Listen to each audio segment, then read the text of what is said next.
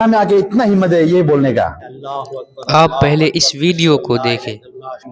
دیکھو یہ مینٹلٹی دیکھو, اللہ سے بڑا کوئی نہیں ہے. تو ہم لوگ یہاں میں کس کو پوجا کر رہے ہیں؟ گدھا لے, ہم لوگ بدھو ہے, گدھا ہے. یہ لوگ ہم لوگ یہاں مسجد میں آ میں کے آ اتنا کر کے ہمت ہے یہ بولنے کا. مسجد کی جگہ پہ بے حرمتی کر رہے کہیں بھی ہیں جاؤ اور یہی بولے گا. مسجد کے نگہبان اور ذمہ داران سے یہ کون لوگ جانتا ہے؟ ہم لوگ نہیں عجیب جانتے طرح ہیں. کی باتیں کر رہے ہیں. اللہ سب سے یہاں بڑا تک کہ ہے. یہ لوگ یہ اللہ کہتے سے ہیں بڑا کوئی کہ نہیں تمہاری ہے. ہمت کیسی جیسس ہوتی کرائسٹ ہے بھی کہ نہیں تم ہے. مسجد میں اللہ اکبر کہتے ہو. جو ان جیسس جاہلوں کرائسٹ کو بھی پتہ نہیں نہیں ہے, اللہ اللہ سب پاک سے کو بڑا پتہ ہے. نہیں ہے کہ یہ ہمارا اللہ گھر سے ہے, بڑا کوئی ہمارا نہیں مسجد ہے. ہے, ہمارے مسجد باپ میں رے تمہارا باپ, ہم لوگ دخل بھی کیا نہیں ہے. ہے. یہ کہتے ہیں کہ اسلام کیا ہے, اسلام میں کیا ہے, ڈائریکٹ مسجد تم کے لیے نہیں بتاؤ یہ آتے, سب پہلے کام کرنے بنا کا کے بہانہ کیا سے کرتے آتا ہو. ہے, تمہیں پھر اس کے بعد ہمارے اس سے مسجد میں کیا آتا ہے. مطلب, تم گھسنے ہمارے کا محسن بہانہ کو چاہیے کیوں نا, چھیڑتے ہو. ایسے ہی ہوگا. کہیں سے بھی وہی ہے. آئے, ہمارے میں آپ کا مندر میں مقصد کام جو کر ہوٹل رہے میں ہیں, کام مسجد کرنا تھا میں. نا, مسجد میں آنا اب تھا. یہ جو آدمی ہے یہ کام کے لیے آیا ہے, بندہ مسجد میں آیا ہے. اب یہ زبردستی کہہ رہے ہیں کہ تم لوگ تو ایسے ہی تو ابھی کرتے آپ ہو, تمہاری مسجد میں ابھی عادت آپ یہ کیا ہے. کام کرتے ہیں؟ ایسا کرنا صحیح ہے.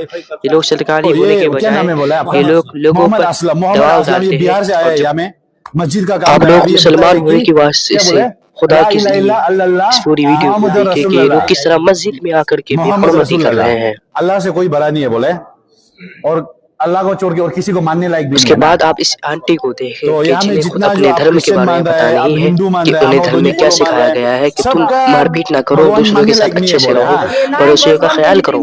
لیکن وہ خود اسلام سکھا رہے ہیں مسلمانوں کو, وہ بھی مسجد میں آ کر کے, اور وہ کہہ رہے کہ اسلام میں تو سکھایا جاتا ہے کہ تم کفاروں کو مارو, کفاروں کو قتل کرو, اور پتہ نہیں کیا کیا چیز ہے.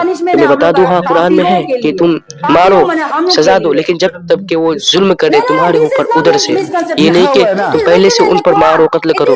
اسلام میں کبھی سکھایا نہیں جاتا ہے. میں بتا دوں, اس پر جب یہ بات آئی ہے کہ ہمارے حضور صلی اللہ تعالیٰ علیہ وسلم جن کی وجہ سے ہم زندہ ہیں, کہ جب کفاروں کا دور تھا تو کفار بھی اسی طرح کر رہے تھے.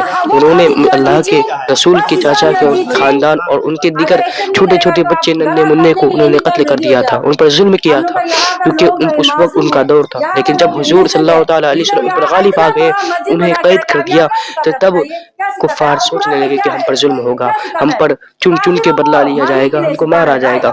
لیکن قربان جائے ہمارے حضور پر, حضور نے کہا کہ آج تمہارے لیے امان ہے, میں تم سب کو معاف کرتا ہوں.